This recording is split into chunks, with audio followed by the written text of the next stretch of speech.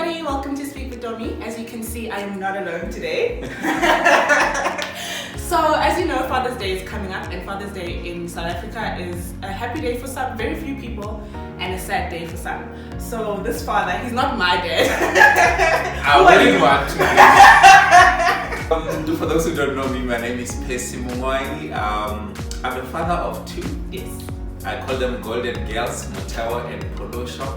And And he's a brother to me. I call him Abuti. So when I say Abuti, I'm referring to him. Yes, and I call her Girly. That's my code name for her. When you're upset, what do you call me? No? Never mind, don't answer that. It's fine.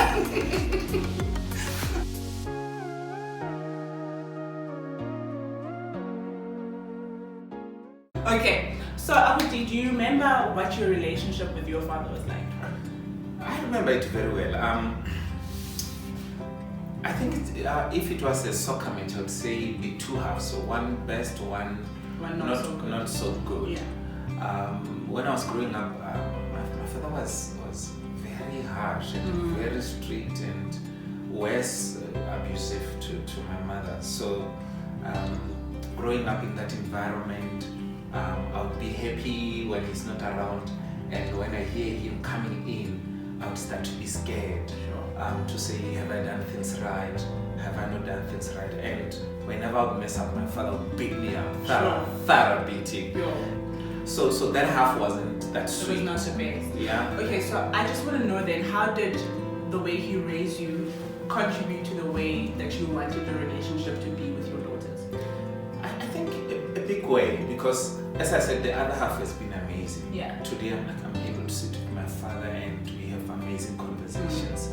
And when growing up, I was always saying, I want to have that strong handle of discipline over my children, but in a loving way, for them to feel Daddy loves us, but he doesn't like this. And today, sometimes you listen to their side conversation, they will say, yeah, but Daddy's not going to be happy, right? And I realize, okay, they know of things I'm not happy about, they know things I'm happy about. So I then grew up knowing one day when I become a father, I want to have a strong handle on discipline because it worked for me, but in the right way. And I also learned I want to have amazing conversations with my daughters. You are a pastor, and that obviously puts you in a space where you get to speak to other young people, and you're like a father figure to them. So in terms of that, how has that been for you? And do you feel like extra pressure in being a father to people that you are not necessarily your biological children? I think pastoral responsibility comes with that naturally. Yeah. And I tell you, life is so busy. I wish I could do more. There's a lot of young people that I talk to, they look up to me. There are others who just gotten married recently and will reach out to me. So what do you think around this? And whenever that happens, I feel good to say I'm playing that role. I so wish I had more time. Yeah, because a lot of the time they speak about boys that are wayward, it's because they are fatherless, and a lot of the time I feel like the relationship between a father and a daughter is also like neglected. So who is it exactly that needs their father? Are the people that would be okay if they didn't have a father around? I think everyone needs a father, and I borrow that from my personal experience. Yeah. If I didn't have my father, I don't think I'd have turned out to be the person I am. I've learned a lot of things from my father. It be skills from working in a garden. My father likes farming. It be fixing the car. It be just the responsibility of taking care of things. I've learned that a lot from him. Therefore, I cannot imagine somebody not having that figure. Sure. At the same time, you can imagine I come from rural areas where girls must be with mothers, boys should be with fathers. Yeah. And at a distance, when today I'm a father of girls and I observe how my father was having a relationship with my sisters, I wish not to become that father. Because that setting says a father cannot be having that heart-to-heart conversation with girls. Girls must talk to moms, and I wouldn't want that. And I'm saying, even fathers out there who've got girls, they must know that your daughter needs you. They must know that your daughter needs your attention. Once a month I take my daughters out, just me and them. We leave their mommy home, we leave my wife home, and I take them out. There are times where we leave their mom watching TV, we sit in their room and we have long conversations. Sure. And I think girls long for that out there. Yeah. It's not a quantitative study or statistical survey, but I've observed with the boys I engage with in a church setting, or even girls to some extent, those who miss some key things in life and they do too many mistakes in life. When you look closely, they lacked a father figure. And father, perhaps not necessarily they didn't have a father at home, they might have had a physical father who was absent in terms of that love, that communication, that intimacy, and that goes a long way. Fathers must be close to their children. And I strongly believe that fathers play such a huge role in, especially as a girl for myself, in somebody that I want to choose to spend the rest of my life with. What is it that you advise both males and females that they should look for in a life partner? I think, and I held this highly when I was looking for a life partner for myself. Somebody who would not value family structure. Sure. They cannot build a structure of their own. Yeah. Somebody who cannot add value to that structure. They cannot add value to any other structure. Sure. So when I looked for a life partner, I always I looked at that. How are they in their family setting? How do they relate with their siblings? How do they relate with their mother? How do they relate with their father? If somebody cannot love their parents, they cannot love you genuinely. Wow. If somebody cannot love their siblings, they cannot love you. And that is one, even today, we work together with my wife that we continue building the bonds for our own families. She's helping me to build a bond with my family. When that is strong, your marriage stands even on a more solid ground. When I met my wife, her relationship with her father wasn't the best. And I kept on saying to him, you need to reach out, you need to close that gap. And today the relationship is good. But what was important is, I didn't want that gap exists. Because if that gap exists, there will be gaps in our marriage. So I would say, if you're looking for a life partner, be comfortable with that. And go into marriage knowing this person, they're coming from a broken family, and this is going to be part of my responsibilities to help them restore that family. And because if that is not restored, chances are that will be replicated in your own family, because that is all they know. Then you need to help them to create a different picture. Your marriage stands on the foundation of your families.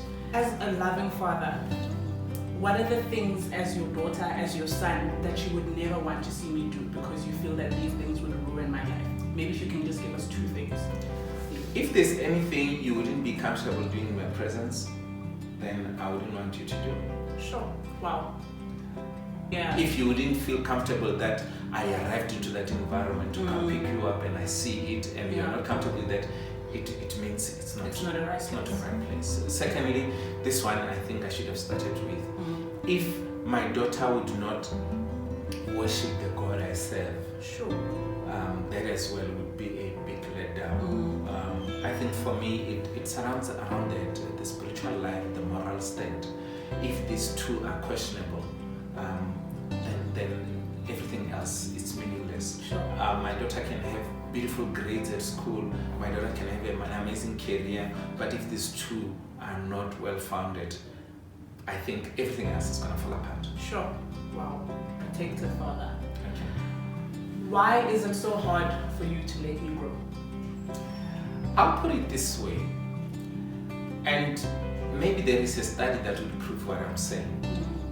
When a snake lays the eggs, as soon as those eggs are laid and this little snake comes out, the mother snake moves as far as possible. That little snake will never see the mother or the father snake. And I've asked myself, is it possible? And I don't have any scientific proof to this, and perhaps it doesn't exist, but allow me to say it. Is it possible that the little snake develops poison because of the longing of the father or the absence of the father and the mother. Is it possible that that poison that the little one will grow accumulating is accumulated because of the absence of the father and the mother? Sure. If it's possible, then my daughter must allow me to stick around. In short, what I'm saying is, as fathers, we want to see you go through every step and hold you when you fall. And sometimes allow you to fall, but be there to help you to clean the wound and wrap it for you. We want to see you going through every step. I see it with my little daughter. She has an albino condition. I want to be around her. I mean, I remember first time she had to go to her nursery. I so wished we had cameras everywhere to see what's happening. I think that film was there even with the first one, but it was more with Polosho because of her condition. We wanted to have cameras everywhere to see every step. Is she treated well? Is she okay? Unfortunately, there are those areas we cannot be there. But I tell you, as fathers, we would love to be there with you every time. It's not that we don't want you to grow. It's because we care very much. And you don't want poison we to don't want accumulate, poison to accumulate. And because we are not there, we don't want you to go through all these things that will hurt you. That you could have avoided. Now I'm speaking of a reminiscing father. So this is a father that maybe is looking back, maybe even with regret. What do you wish I would have said more as a daughter, as a son? What do you wish I would have said to you that I maybe didn't have the chance to say to you? Or maybe that I can go back and say to you as my father? One of them is thank you. Sure. Because fathers are hunters, fathers are workers, fathers are providers. We do everything to make sure that the family is intact. When that salary comes in month end, all we were working for, it wasn't for ourselves. And I'm talking generally here, but as well personally. To say all I'm working for is for my family, it's for my wife, it's for my children, it's for my daughters. And therefore, that thank you one day, because sometimes we feel like we are not doing enough for them. Sure. And to say thank you, you've done enough. I appreciate what you've done. That will go a long way. But I think one of the things I would like to hear from my daughters is them coming to say, Daddy, how can I do this? What is the best approach around this? I've noticed that over the years, and even with me when I grew up, I started consulting and other people on every little topic than my parents. Sure. And now that I'm a parent, I'm realizing maybe my parents lost some big element of my life. For sure, I wouldn't ask them everything. There are people around me that I can talk to, but I so wish I had an opportunity to ask them certain questions. The environment allowed for me to ask certain questions. There are things I learned from the world, not from my family. Sure. Matters of dating, when I was growing up and seeing changes in my body, I never had a conversation with my parents on that. I never had conversations with my parents around sexual matters. It would be in passing, maybe you're watching TV, especially with my mother, there's an advert maybe that shows a relationship or something. She'll just say, Percy, please take care of yourselves. And you realize she wants to talk, but she cannot say it. So I so wish I can create the right environment for my girls to say, Didi, what do you think? What's happening to me? What is sex? I'm not ready to answer. I was just about to ask. Not ready to answer it, but I tell you, I so wish my daughter can hear the true, genuine response coming from around this from me. A safe environment, a loving environment, than first time hearing it outside. And now she's 8. I need to. You need to start. Yeah. So I always have an opportunity. Good luck. Should I get in there? I'm like, no, not now. Not now. Okay. So we are at that stage. Yeah. But I wish my daughter can learn from me these critical things that can change her life for good or for the worse. She needs to hear the true element of it from a loving environment, and there is no better